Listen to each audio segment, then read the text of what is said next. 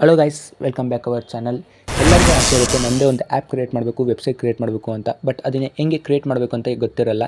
ಅದಕ್ಕೋಸ್ಕರನೇ ಒಂದು full stack ವೆಬ್ಸೈಟ್ನ create ಮಾಡಬೇಕು ಅಂದರೆ ನಮಗೆ ಯಾವುದೋ ಸ್ಕಿಲ್ಸ್ ಬರಬೇಕು, ನಮಗೆ ಏನೇನು ಪ್ರೋಗ್ರಾಮಿಂಗ್ ಲ್ಯಾಂಗ್ವೇಜ್ ಗೊತ್ತಿರಬೇಕು ಅನ್ನೋದನ್ನ ಈ ವಿಡಿಯೋದಲ್ಲಿ ಹೇಳ್ಕೊಡ್ತಾ ಇದ್ದೀನಿ. ಬನ್ನಿ ವಿಡಿಯೋ ಸ್ಟಾರ್ಟ್ ಮಾಡೋಣ.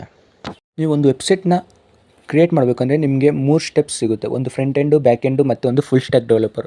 ನೀವು ಮೂರಲ್ಲಿ ನೀವು ಯಾವ್ದು ಬೇಕಾದ್ರೂ ನೀವು ಚಾಯ್ಸ್ ಮಾಡ್ಕೋಬೋದು. ಫ್ರಂಟ್ ಎಂಡ್ ಅಂದರೆ ನೀವು ಜಸ್ಟ್ ಡಿಸೈನಿಂಗ್ ಮಾತ್ರ ಮಾಡ್ತೀರಾ, ಬಟ್ ಬ್ಯಾಕ್ ಎಂಡ್ ಹತ್ರ ನೀವು ಹೋಗಲ್ಲ. ಬ್ಯಾಕ್ ಎಂಡಲ್ಲಿ ಅಂದರೆ ಡಿಸೈನ್ ನಾಳೆ ಮಾಡಿರ್ತಾರೆ, ನೀವು ಬ್ಯಾಕ್ ಎಂಡ್ನ ನೋಡ್ಕೊಳೋದು. ಫುಲ್ ಸ್ಟ್ಯಾಕ್ ಅಂದರೆ ನೀವು ಫ್ರಂಟ್ ಎಂಡ್ ಮತ್ತು ಬ್ಯಾಕ್ ಎಂಡ್ ಎರಡನ್ನೂ ಕವರ್ ಮಾಡಿರ್ತೀರಾ. ಈಗ ನೀವು ಫ್ರಂಟ್ ಎಂಡು ಬ್ಯಾಕ್ ಎಂಡ್ ಅಂದರೆ ಏನಪ್ಪ ಅಂತ ನೀವು ಕೇಳ್ಬೋದು. ಫ್ರಂಟ್ ಎಂಡು ಅಂದರೆ ಈಗ ನೀವು ಒಂದು ಯೂಟ್ಯೂಬ್ ಓಪನ್ ಮಾಡಿದಾಗ ನಿಮ್ಮ ಕಣ್ಮುಂದೆ ಏನು ಕಾಣಿಸುತ್ತೋ ಅದೆಲ್ಲ ಫ್ರಂಟ್ ಎಂಡ್. ಬ್ಯಾಕ್ ಎಂಡ್ ಅಂದರೆ ನೀವು ಒಂದು ವೀಡಿಯೋ ಕ್ಲಿಕ್ ಮಾಡಿದಾಗ ಅದು ಯಾವ ರೀತಿ ನಿಮ್ಗೆ ವೀಡಿಯೋ ಸಜೆಸ್ಟ್ ಮಾಡುತ್ತೆ, ಪ್ಲೇ ಮಾಡುತ್ತೆ, ಹಿಂದೆ ಯಾವ ರೀತಿ ಪ್ರೋಸೆಸ್ ನಡೀತಿರುತ್ತಲ್ಲ ಅದೆಲ್ಲ ಬ್ಯಾಕ್ ಎಂಡ್ ಆಗುತ್ತೆ. ಫುಲ್ ಸ್ಟ್ಯಾಕ್ ಅಂದರೆ ನೀವು ಎರಡನ್ನೂ ನೀವು ಒಟ್ಟಿಗೆ ಮಾಡೋದನ್ನ ಫುಲ್ ಸ್ಟ್ಯಾಕ್ ಡೆವಲಪರ್ ಅಂತ ಹೇಳ್ತೀರಾ. ನೀವು ಸ್ಟಾರ್ಟಿಂಗ್ ಬಿಗಿನರ್ಸ್ ಅಲ್ಲ, ಸೊ ಅದಕ್ಕೆ ನೀವು ಯಾವಾಗಲೂ ಫುಲ್ ಸ್ಟ್ಯಾಕ್ ಡೆವಲಪ್ಮೆಂಟ್ ಮೇಲೆ ಫೋಕಸ್ ಮಾಡಿ. ಯಾಕಂದರೆ ಮುಂದೆ ನೀವು ಇಂಟ್ರೆಸ್ಟ್ ಮೇಲೆ ನಿಮ್ಗೆ ಯಾವ್ದು ಬೇಕು ಅದನ್ನು ಚಾಯ್ಸ್ ಮಾಡ್ಕೋಬೋದು. ಈಗ ಈ ಫುಲ್ ಸ್ಟ್ಯಾಕ್ ಡೆವಲಪರ್ ಆಗಬೇಕಂದ್ರೆ ಫಸ್ಟ್ ನಾವು ಫ್ರಂಟ್ ಎಂಡ್ನ ಕಲಿಬೇಕು, ಆಮೇಲೆ ಬ್ಯಾಕ್ ಎಂಡ್ನ ಕಲಿಬೇಕು. ಈಗ ಫ್ರಂಟ್ ಎಂಡ್ನ ಕಲಿಬೇಕಂದ್ರೆ ನಮ್ಗೆ ಯಾವ ಸ್ಕಿಲ್ಸ್ ಬೇಕು ಅನ್ನೋದನ್ನ ನೋಡೋಣ ಬನ್ನಿ. ಈಗ ನೀವು ಫ್ರಂಟ್ ಎಂಡ್ನ ಕಲಿಯೋಕೆ ಹೋದಾಗ ನಿಮಗೆ 3 ಲ್ಯಾಂಗ್ವೇಜ್ ಹೇಳ್ಕೊಡ್ತಾರೆ. ಒಂದು HTML, CSS, ಜಾವಾಸ್ಕ್ರಿಪ್ಟ್. ನೀವು ಫಸ್ಟ್ ಟೈಮ್ ಪ್ರೋಗ್ರಾಮಿಂಗ್ ಮಾಡೋಕೆ ಹೋದಾಗ ಹೆಸರು ನಿಮ್ಗೆ ಒಂಥರ ಅನಿಸ್ಬೋದು.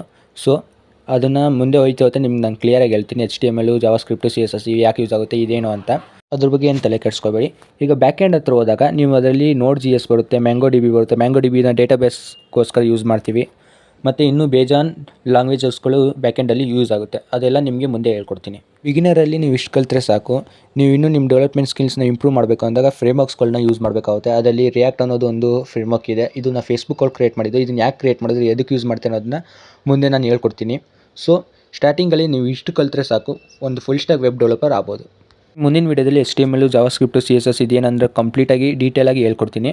ನಿಮಗೆ ವೆಬ್ ಡೆವಲಪಿಂಗ್ ಬಗ್ಗೆ ಕಂಪ್ಲೀಟ್ ಕೋರ್ಸ್ ಬೇಕಂದರೆ ಎಲ್ಲರೂ ಕಮೆಂಟ್ ಹಾಕಿ, ನಾನು ಕಂಪ್ಲೀಟ್ ವೆಬ್ ಡೆವಲಪಿಂಗ್ ಕೋರ್ಸ್ನ ಸ್ಟಾರ್ಟ್ ಮಾಡ್ತೀನಿ. ಥ್ಯಾಂಕ್ ಯು ಫ್ರೆಂಡ್ಸ್, ಸಿಗೋಣ ಮುಂದಿನ ವೀಡಿಯೋದಲ್ಲಿ.